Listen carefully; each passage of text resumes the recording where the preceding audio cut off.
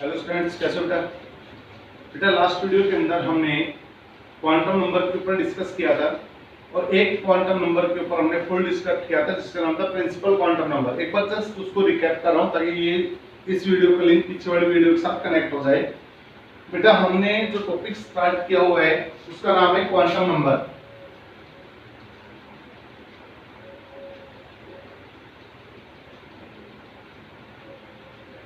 और हमने बोला था क्वांटम नंबर क्या होता है? इस सेट ऑफ फोर नंबर, चार नंबरों का एक ऐसा समूह which gives complete information about the electron, जो इलेक्ट्रॉन के बारे में क्या देती है बेटा? कंप्लीट इंफॉर्मेशन देती है। उसको हमने क्या बोला था बेटा? क्वांटम नंबर बोला था।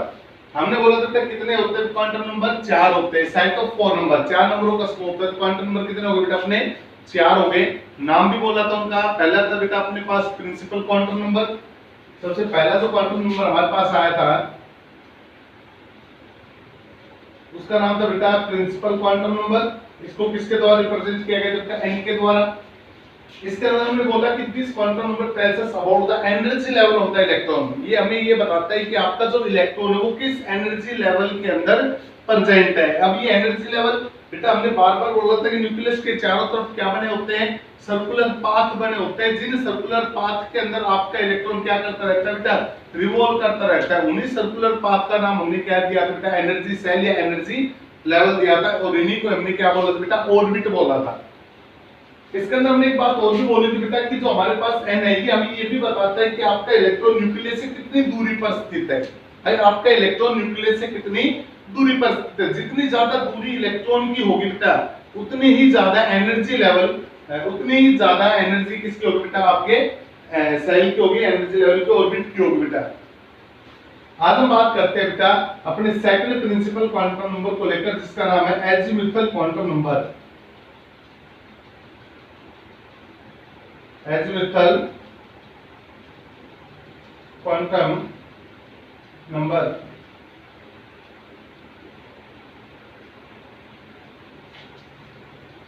स्टार्ट करते हैं बेटा आज का अपना सेकंड क्वांटम नंबर जिसका नाम है एजीमुथल क्वांटम नंबर। इसको रिप्रेजेंट किया जाता है बेटा एल के द्वारा। एजीमुथल क्वांटम नंबर को किसके द्वारा रिप्रेजेंट किया जाएगा बेटा? एल के द्वारा इसको क्या किया जाएगा? रिप्रेजेंट किया जाएगा। अब ध्यान से सुनिएगा ये हमें क्या बताते हैं बेटा? आपका जो इलेक्ट्रॉन है वो इलेक्ट्रॉन एक सर्कुलर पाथ के अंदर क्या कर रहा है? रिवॉल्व कर रहा है।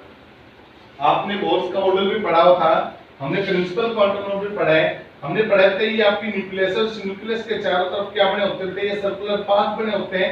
जिन सर्कुलर पाथ के अंदर आपका इलेक्ट्रॉन क्या करता रहता है बेटा? रिवॉल्व करता रहता है। तो इन सर्कुलर पाथ को हमने किसका नाम दिया था बेटा? एनर्जी सेल का नाम दिया था। अब आपका इलेक्ट्रॉन जब इस सर्कुलर पाथ के अंदर क्या कर रहा है बेटा? रिवॉल्व कर रहा है। तो जब आपका इलेक्ट्रॉन सर्कुलर पाथ में रिवॉल्व करता है तो बेटा वहां से वो प्रोड्यूस करता है एंगुलर मोमेंटम। क्या प्रोड्यूस करता है बेटा? एंगुलर मोमेंटम प्रोड्यूस करता है। तो इस इलेक्ट्रॉन के द्वारा कितना एंगुलर मोमेंटम प्रोड्यूस किया गया है? मान लीजिए आपका इलेक्ट्रॉन जो इस सर्कुलर पाथ के अंदर क्या कर रहा है बेटा? रिवॉल्व कर रहा है। तो इस इलेक्ट्रॉन का एंगुलर मोमेंटम कितना होगा? एंगुलर मोमेंटम, इस इलेक्ट्रॉन का एंगुलर मोमेंटम क्या होगा? इसको कैलकुलेट करने के लिए हमारे पास जो क्वांटम नंबर आता है बेटा उसको हम क्या बोलते हैं? Azimuthal quantum number. क्या बोलते हैं बेटा? उसको हम एजीमुथल क्वांटम नंबर। ध्यान से सुनिएगा बेटा। तो आपका एजीमुथल क्वांटम नंबर किस में हेल्प करेगा? ये क्वांटम नंबर हेल्प करेगा इलेक्ट्रॉन के एंगुलर मोमेंटम को कैलकुलेट करने में। किस में हेल्प करेगा बेटा? This quantum number helps to determine the angular momentum of the electron. This quantum number, ये quantum number help करता है, किसमें help करता है बेटा? इलेक्ट्रॉन के एंगुलर मोमेंटम को कैलकुलेट करने में ये क्या करता है? हेल्प करता है बेटा। दोबारा से सुनिएगा। एजीमुथल क्वांटम नंबर किसके द्वारा रिप्रेजेंट किया गया है बेटा? एल के द्वारा रिप्रेजेंट किया गया। हमने बोला बेटा this quantum number helps to determine the angular momentum of electron. This quantum number helps to determine the angular momentum of electron. बेटा ये जो आपका एजीमुथल क्वांटम नंबर है किसको कैलकुलेट करने में हेल्प करता है? बेटा एंगुलर मोमेंटम को कैलकुलेट करने में हेल्प करता है। बेटा जो आपका एजीमुथल क्वांटम नंबर इसके दो नाम और भी हैं। ये जो क्वांटम नंबर है इसको हम बोलते हैं ऑर्बिटल एंगुलर मोमेंटम, या हम इसको बोलते हैं बेटा सब्सिडियरी क्वांटम नंबर। इसके दो नाम और भी हैं। क्या क्या इसके दो नाम? It is also known as, it is also known as, इसके दो नाम और कौन कौन से बेटा? एक तो बेटा इसका नाम ऑर्बिटल एंगुलर मोमेंटम,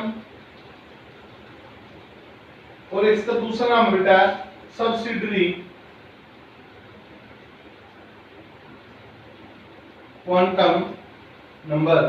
इसके दो नाम है बेटा, एक तो नाम क्या है बेटा इसका ऑर्बिटल एंगुलर मोमेंटम, और दूसरा बेटा सब्सिडियरी क्वांटम नंबर। क्लियर है? यहां तक की बात दोबारा से सुनिएगा बेटा। आपने दो क्वांटम नंबर पढ़े। पहला प्रिंसिपल क्वांटम नंबर क्या बताएगा? इलेक्ट्रॉन की न्यूक्लियस के बीच की दूरी बताएगा, और उसके साथ साथ हमें ये भी बताएगा कि आपका इलेक्ट्रॉन किस एनर्जी लेवल के अंदर प्रेजेंट है। सेकंड आपने पढ़ा था एजीमुथल क्वांटम नंबर। ये क्वांटम नंबर भी बताता है कि इलेक्ट्रॉन के साथ कितना एंगुलर मोमेंटम एसोसिएट है, कि आपका जो इलेक्ट्रॉन जो एक सर्टेन एनर्जी लेवल के अंदर रिवॉल्व कर रहा है, तो जब इलेक्ट्रॉन सर्टेन एनर्जी लेवल के अंदर रिवॉल्व करेगा तो रिवॉल्व करते समय उसके साथ कितना एंगुलर मोमेंटम क्या होगा? एसोसिएट होगा। या आप बोल सकते हो कि उस इलेक्ट्रॉन के द्वारा कितना एंगुलर मोमेंटम क्या किया जाएगा बेटा? प्रोड्यूस किया जाएगा। उसको कैलकुलेट करने के लिए भी कौन हेल्प करता है बेटा? आपका एजीमुथल क्वांटम नंबर। किसके द्वारा रिप्रेजेंट होता है? एल के द्वारा। इसके दो नाम और भी बेटा, एक तो इसको बोलते हैं ऑर्बिटल एंगुलर मोमेंटम, और दूसरे इसको क्या बोलते हैं? Subsidiary quantum number. अब देखिएगा आगे। अब बात आती है सर हम एल की वैल्यू कैसे फाइंड आउट करेंगे? जैसे एन की वैल्यू तो हमें गिवन होगी कि आपका इलेक्ट्रॉन के सेल में है, एम सेल में, एन सेल में, जो भी है उसके अंदर आपका इलेक्ट्रॉन क्या है? प्रेजेंट है। तो वहां से हम क्या करते हैं? एन की वैल्यू फाइंड आउट कर लेते हैं। हमने ये भी पढ़ा था ना, N is equal to 1 2 3 4 5 and so on. तो जो हमारे पास सेल होगी एनर्जी सेल होगी के L M N O and so on.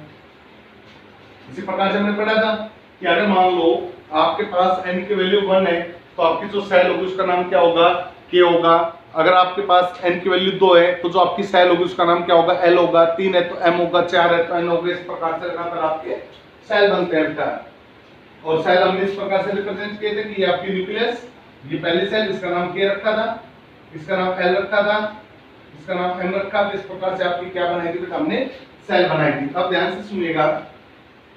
अब हमें n की वैल्यू नोन है, तो n की सहायता से हम किसकी वैल्यू निकालेंगे बेटा? l की वैल्यू निकालेंगे। अब l की वैल्यू कैसे निकालते हैं वो देखिएगा बेटा। अब l की वैल्यू को फाइंड आउट करने का क्या होता है? एक फार्मूला होता है जो n की वैल्यू पर डिपेंड करता है, और l इज इक्वल टू किसके बराबर होता है बेटा? l बराबर होता है 0 टू n माइनस 1। l की वैल्यू क्या होती है बेटा? 0 टू n माइनस 1। अगर मान लो सपोज करो n की value if n is equal to 1, अगर मान लो n आपका कितना है बेटा? 1 है, यानी कि आपका इलेक्ट्रॉन किस में प्रेजेंट है? k सेल में प्रेजेंट है। किस में प्रेजेंट है बेटा? आपका इलेक्ट्रॉन k सेल में प्रेजेंट। अब देखिएगा बेटा क्या होगा यहाँ। अब अगर मैं l की वैल्यू फाइंड आउट करना चाहता हूं तो l का फार्मूला बेटा क्या है? 0 टू n माइनस 1। n की वैल्यू कितनी है? 1, तो 1 minus 1। l is equal to 0 to 1 minus 1 0, यानी कि l इज इक्वल टू 0, यानी कि l की वैल्यू कितनी आ गई बेटा? आपकी 0 आ गई। अब इसका मतलब क्या है कि l की वैल्यू 0। अब ये l की वैल्यू 0 किसको रिप्रेजेंट करती है बेटा? तो ध्यान से सुनिएगा बेटा। जो l की वैल्यू होगी, ध्यान से सुनिएगा, मोस्ट इंपोर्टेंट पॉइंट बेटा, जो आपकी l की वैल्यू होगी, this value shows the number of सब सेल, नंबर ऑफ सब सेल। जो आपकी l की वैल्यू होगी वो l की वैल्यू किसके बारे में बताती है बेटा?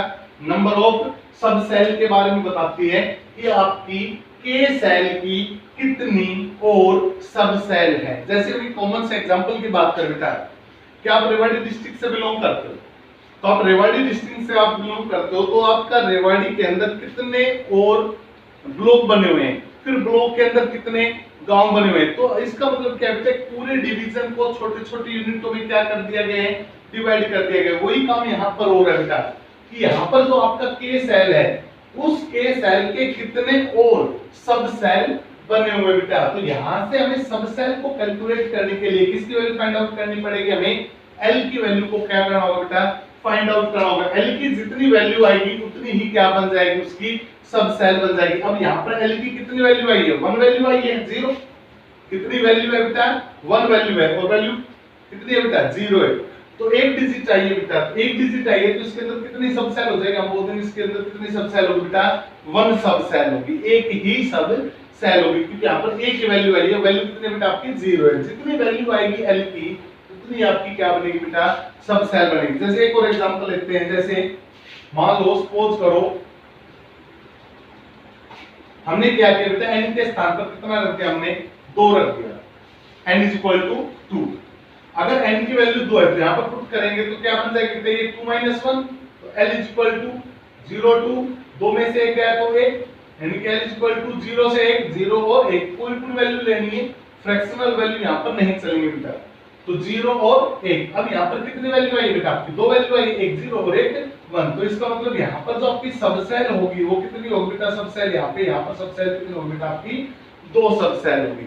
तो इसका मतलब एक बात और निकल कर आ गई बेटा कि जो आपका एजीमुथल क्वांटम नंबर है ये बारे में और बोलता है बेटा। देखो जो आपका एजीमुथल क्वांटम नंबर ये 2 चीजों के बारे में बोल रहा है फिलहाल। पहले किसके बारे में बोला इसने, पहले बोला एंगुलर मोमेंटम के बारे में कि हम इलेक्ट्रॉन का एंगुलर मोमेंटम किस प्रकार से कैलकुलेट कर सकते हैं। अब उसने किसके बारे में बोला, उसने सेल की सब सेल के बारे में बोला, जो आपकी सेल है उसकी सब सेल के बारे में भी उसने बोला। तो आप क्या बोल सकते हो बेटा, ओवरऑल एजीमुथल क्वांटम नंबर के बारे में आप क्या बोलना चाहोगे, क्या बोल सकते हो। तो आप बोल सकते हो बेटा कि azimuthal quantum number helps to determine the angular momentum of electron as well as the number of subcell present in the cell। एक सेल में कितनी सब सेल प्रेजेंट है उसको भी कैलकुलेट करने में कौन हेल्प करता है बेटा, आपका एजीमुथल क्वांटम नंबर। किसके द्वारा रिप्रेजेंट होगा, एल के द्वारा। फाइंड आउट करने के लिए वैल्यू क्या होगी बेटा, 0 to n - 1। यहाँ पर जो n की वैल्यू होगी उसको पुट कर देंगे, जितनी वैल्यू आएगी आपकी उतनी ही सब सेल हो जाएगी, किसकी, उस सेल की। अब बात आती है सर सब सेल तो कैलकुलेट हो गए, फिर एंगुलर मोमेंटम कैसे कैलकुलेट करेंगे। तो बेटा एंगुलर मोमेंटम को कैलकुलेट करने का फार्मूला होता है, देखिएगा क्या है,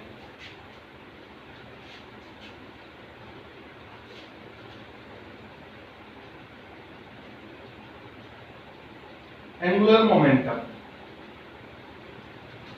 अब बेटा एंगुलर मोमेंटम हमें ये तो पता होना चाहिए ना कि आपका इलेक्ट्रॉन किस सब सेल में प्रेजेंट है, क्योंकि जिस सब सेल में आपका इलेक्ट्रॉन प्रेजेंट है उसी सब सेल के रिस्पेक्ट में ही हम क्या निकालेंगे बेटा, उस इलेक्ट्रॉन का एंगुलर मोमेंटम निकालेंगे। तो बेटा एंगुलर मोमेंटम को कैलकुलेट करने का फार्मूला होता है h/2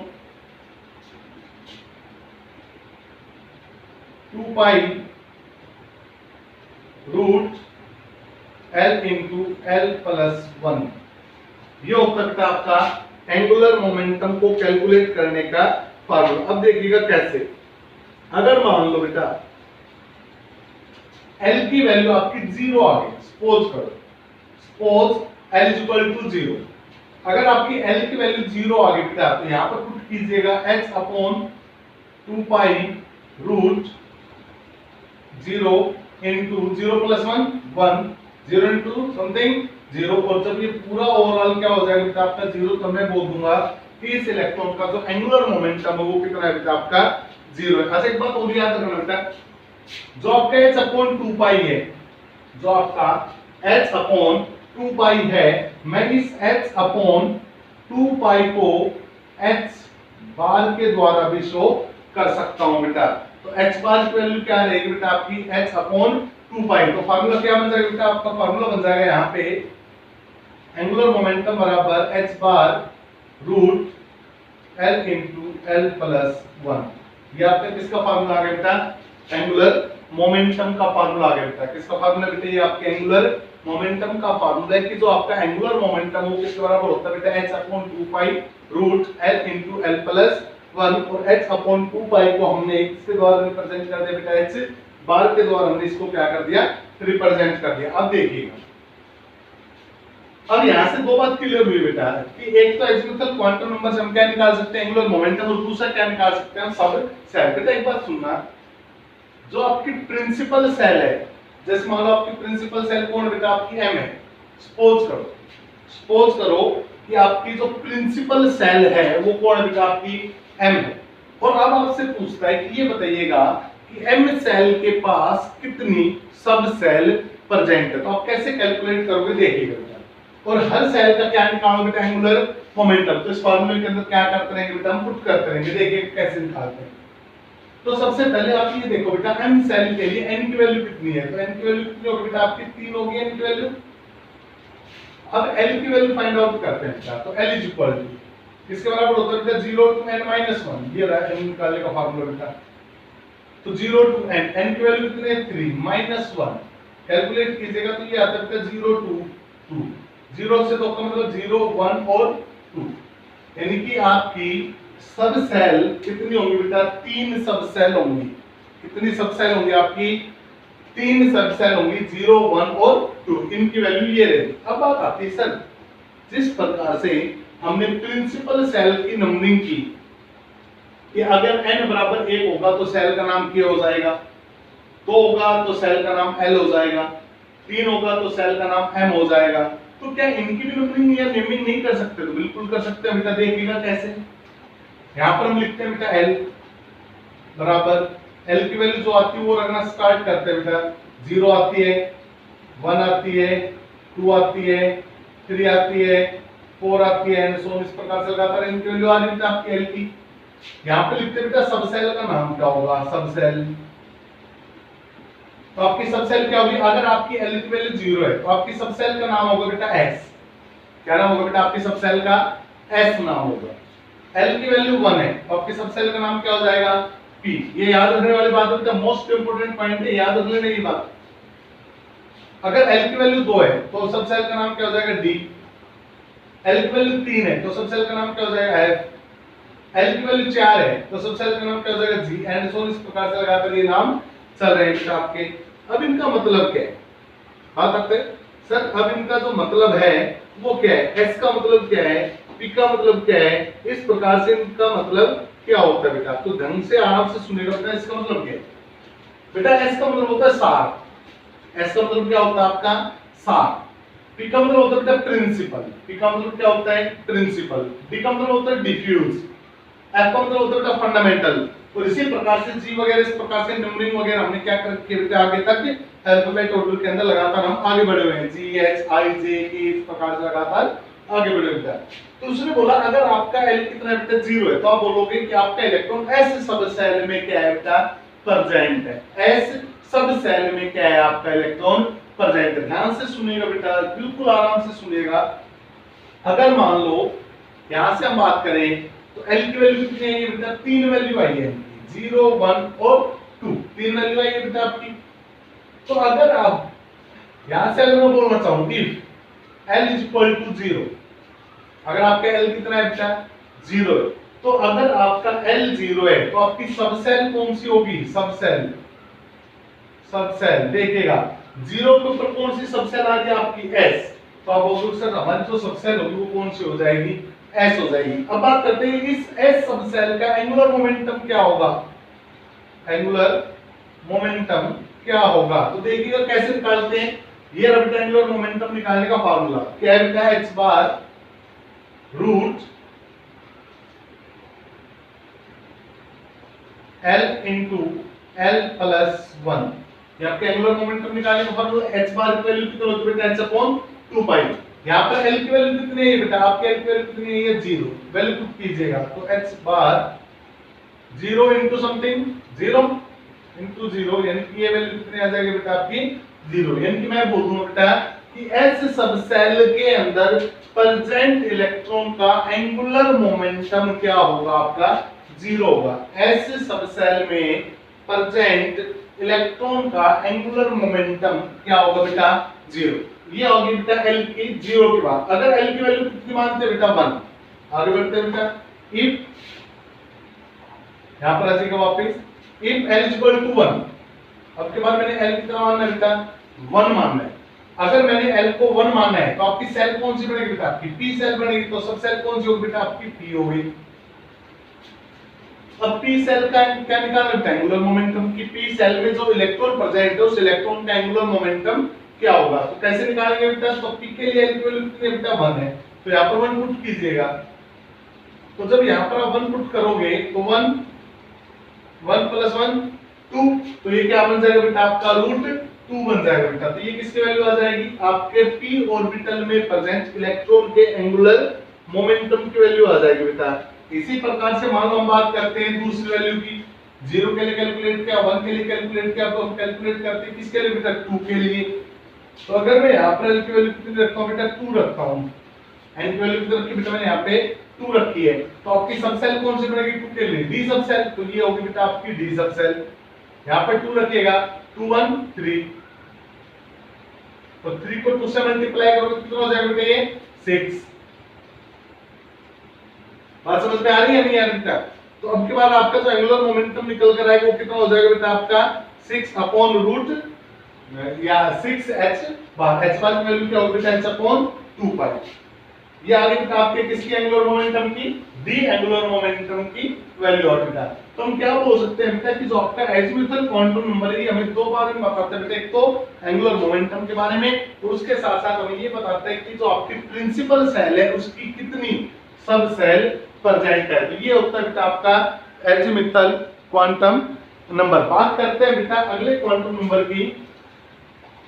याद रखना बेटा हर क्वांटम नंबर की अपना स्पेसिफिक वैल्यू होती है बेटा। आगे बात करते हैं बेटा third quantum number,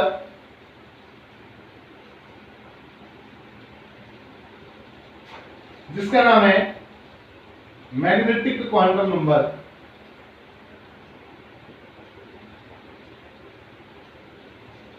next quantum number जिसका नाम है बेटा मैग्नेटिक क्वांटम नंबर। अब ये रिप्रेजेंट होते हैं किसके द्वारा बेटा, ml के द्वारा। किसके द्वारा रिप्रेजेंट होता है बेटा ये ml के द्वारा। अब ये मैग्नेटिक क्वांटम नंबर किसके बारे में बताता है बेटा, तो ध्यान से सुनिएगा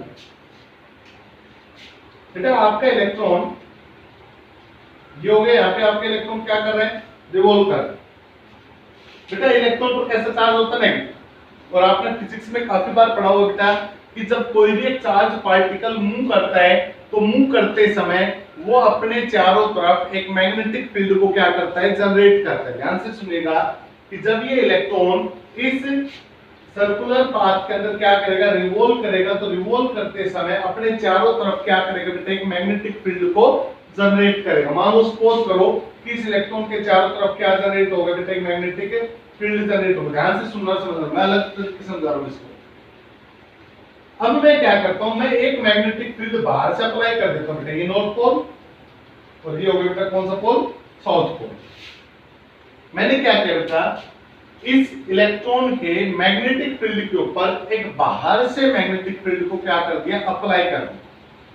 अब बाहर के मैग्नेटिक फील्ड के कारण आपका इलेक्ट्रॉन किसी न किसी एक रीजन में जाकर क्या हो जाएगा, शिफ्ट हो जाएगा। भाई सबको पता है कि जो मैग्नेटिक फील्ड होता है उसके दो पोल होते हैं, नॉर्थ पोल और सॉरी मैग्नेटिक फील्ड लगाने के लिए दो पोल अप्लाई करते हैं, नॉर्थ और साउथ पोल। इन दोनों पोल के बीच में जो मैग्नेटिक फील्ड जनरेट हो, सबको पता है बेटा मैग्नेटिक फील्ड में क्या निकलती है, मैग्नेटिक लाइंस निकलती है।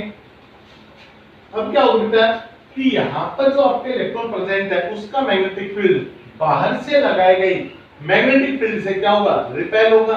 और जब इनमें रिपल्सन होगी तो आपका इलेक्ट्रॉन इस सर्कुलर पाथ के एक डायरेक्शन में जाकर क्या हो जाएगा, शिफ्ट हो जाएगा। और बेटा जिस डायरेक्शन में जाकर वो शिफ्ट होगा, जिस रीजन में जाकर वो शिफ्ट होगा, और उसी रीजन को हमने किसका नाम दिया था, ध्यान दो, the region around the nucleus in which the probability of finding electron is maximum is known as, शाबाश, ऑर्बिटल। किसका नाम दिया था बेटा हमने उसको, ऑर्बिटल का नाम दिया था। तो यहां से एक बात क्लियर हो चुकी है बेटा कि जो आपका मैग्नेटिक क्वांटम नंबर है यह हमें बताता है कि इलेक्ट्रॉन के ऊपर मैग्नेटिक फील्ड का क्या इफेक्ट हुआ है, इलेक्ट्रॉन पर मैग्नेटिक फील्ड का क्या इफेक्ट हुआ है।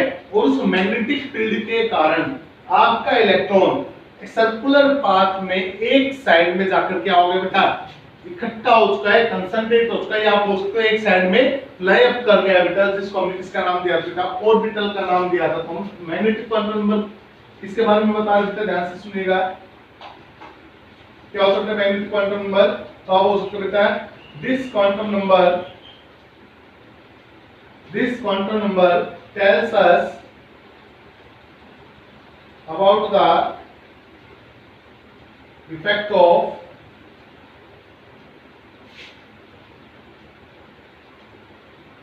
external magnetic field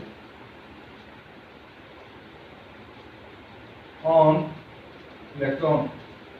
This quantum number tells us about the effect of external magnetic field on the electron. कि भाई इलेक्ट्रॉन के ऊपर जब एक्सटर्नल मैग्नेटिक फील्ड लगाया जाता है तो एक्सटर्नल मैग्नेटिक फील्ड के कारण आपका इलेक्ट्रॉन क्या होगा, किसी न किसी एक रीजन में जाकर क्या हो जाएगा, एक स्पेस में जाकर क्या हो जाएगा, अपने आप को ओरिएंट कर लेगा, जिसको हमने किसका नाम दिया था बेटा, ऑर्बिटल का नाम दिया था। तो इसका मतलब क्या हो बेटा कि this quantum number gives the number of orbital in the given subcell। इसका मतलब क्या है बेटा कि दिस क्वांटम नंबर, आगे और भी बोल सकते हैं इसके अंदर कि दिस क्वांटम नंबर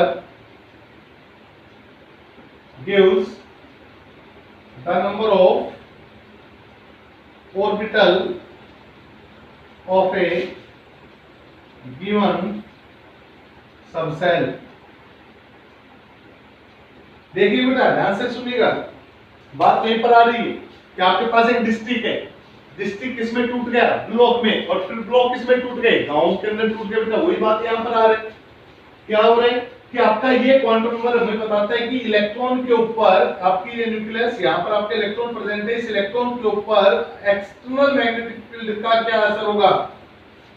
अब जैसे आपने एक्सटर्नल मैग्नेटिक फील्ड लगाया तो आपका जो इलेक्ट्रॉन है वो इस डायरेक्शन में जो क्या कर रहा था, रिवॉल्व कर रहा था, उसका रिवोल्यूशन इस एक्सटर्नल मैग्नेटिक फील्ड के कारण कुछ समय के लिए क्या हो जाएगा, एक डायरेक्शन में जाकर शिफ्ट हो जाएगा। बेटा जिस डायरेक्शन में जाकर ये शिफ्ट होगा उसको हमने किसका नाम दे दिया, ऑर्बिटल का नाम दे दिया। यानी कि आपका जो सेल था वो किसमें टूटा, सबसेल में टूटा, और फिर सबसेल किसमें टूट गया बेटा, आपके ऑर्बिटल में टूट गया। आपका सबसेल किसमें टूट गया बेटा, आपके ऑर्बिटल में टूट गया। अब बात आती है हमें कैसे पता लगेगा कि हमारा जो सबसेल है वो कितने सेल में कन्वर्ट हुआ है, कितने ऑर्बिटल में वो कन्वर्ट हुआ है। तो उसको कैलकुलेट करने का फार्मूला होता है बेटा कि ml को कैलकुलेट करने का फार्मूला होता है -l से +l।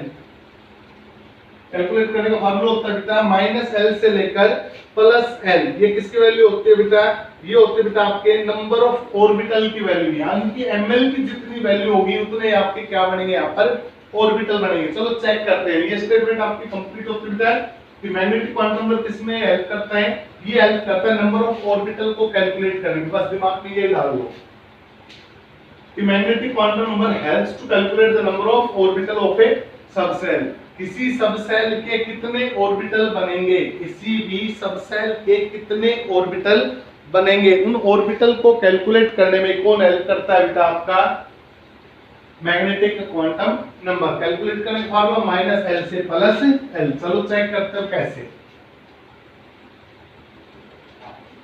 सपोज करो बेटा आपके पास n = 2 है, n कितना है बेटा आपके पास 2 है, और मुझे क्या निकालने हैं, मुझसे बोला गया नंबर ऑफ ऑर्बिटल कैलकुलेट कीजिएगा। क्या कैलकुलेट करो, नंबर ऑफ ऑर्बिटल कैलकुलेट करो कि जब n की वैल्यू कितनी दे रखी हो तो देखो कैसे कैलकुलेट करते हैं।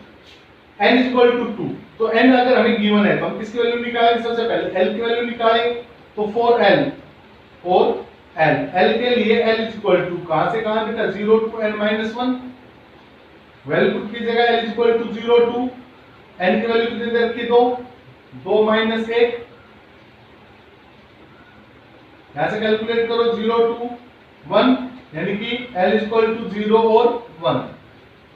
l की वैल्यू 2 आ गई बेटा, कौन कौन, एक तो 0 आ गई और एक क्या आ गई बेटा आपकी 1 आ गई। अब एक बात देखिएगा,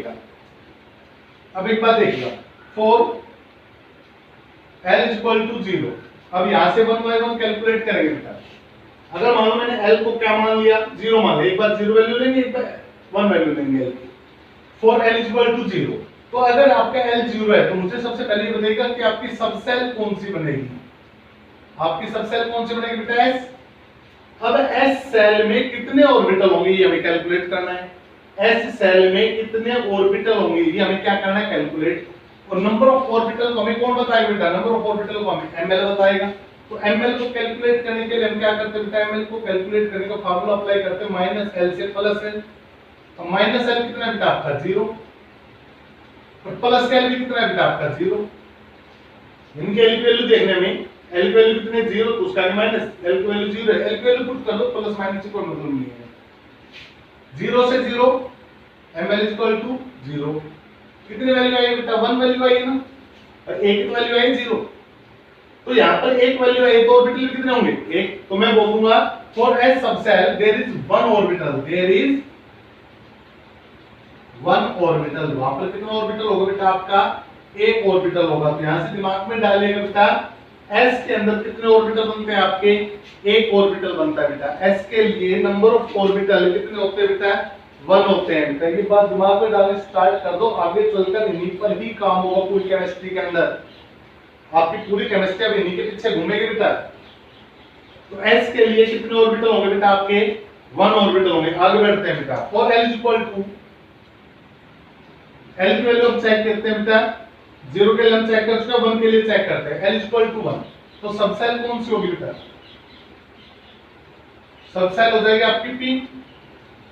अगर आपकी l की वैल्यू 1 है तो सबसेल कौन सी हो जाएगी बेटा आपकी p सबसेल हो जाएगी। तो ml क्या होगा बेटा, ml होगा बेटा माइनस l से प्लस l, l की वैल्यू कितनी है 1 है, तो माइनस 1 से प्लस का 1। अब एक ग्राफ आप लगाते थे, यहाँ पर 0 थी, यहाँ पर -1, यहाँ पर +1, तो यहाँ से यहाँ तक की वैल्यू लिखो तो -1 0 और 1। भाई हमें -1 से चलकर +1 तक जाना है, तो इनके बीच में जितने भी पूरी डिजिट आ रही है उनको लिखना स्टार्ट कर दे।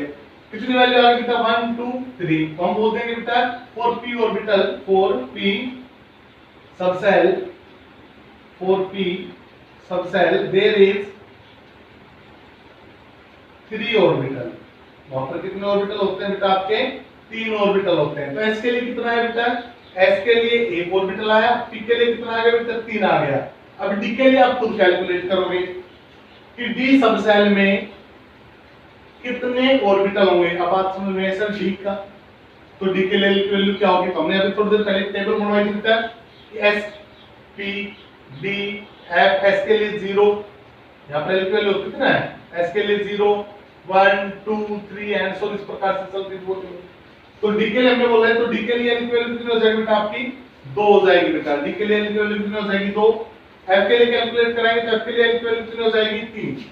तो डी के लिए अगर आप कैलकुलेट करते हो तो डी के अंदर कितने ऑर्बिटल बनेंगे बेटा 5, और f के अंदर कैलकुलेट करोगे कितने ऑर्बिटल बनेंगे बेटा आपके 7 ऑर्बिटल बनेंगे। तो ये होगा बेटा आपका मैग्नेटिक क्वांटम नंबर। तो मैग्नेटिक क्वांटम नंबर से हमें किसकी नॉलेज मिलती है बेटा, मैग्नेटिक क्वांटम नंबर से हमें ये नॉलेज मिलती है कि आपकी गिवन सब सेल में कितने ऑर्बिटल प्रेजेंट है। मैग्नेटिक क्वांटम नंबर से हमें ये नॉलेज मिलती है कि आपकी सब सेल में कितने ऑर्बिटल प्रेजेंट है। जैसे आपके डिस्ट्रिक्ट में कितने ब्लॉक होंगे, इसकी नॉलेज कौन देगा, इसकी नॉलेज देगा बेटा आपको एजीमुथल क्वांटम नंबर। अब आपके एक ब्लॉक में कितने गांव होंगे, इसकी नॉलेज कौन देगा, इसकी नॉलेज देगा बेटा आपको मैग्नेटिक क्वांटम नंबर। यहाँ पर आते ही आपका जो डिस्ट्रिक्ट हो क्या हो जाता है, कंप्लीट हो जाता है। अब बात करते हैं बेटा नेक्स्ट क्वांटम नंबर की, जिसको 1925 के अंदर डिस्कवर किया गया था, उसके ऊपर डिस्कस करते हैं और वो हमें क्या बताता है वो पढ़ते हैं बेटा। तो नेक्स्ट आता है बेटा आपका, ये मोस्ट इंपोर्टेंट काम करता है आपका। नेक्स्ट आता है बेटा आपका स्पिन क्वांटम नंबर, जिसकी वैल्यू हमेशा फिक्स रहती है बेटा। स्पिन क्वांटम नंबर की वैल्यू हमेशा क्या रहेगी, फिक्स रहेगी, उसके अंदर कुछ भी कैलकुलेशन की जरूरत नहीं है बेटा। फोर्थ आता है बेटा आपका स्पिन क्वांटम नंबर।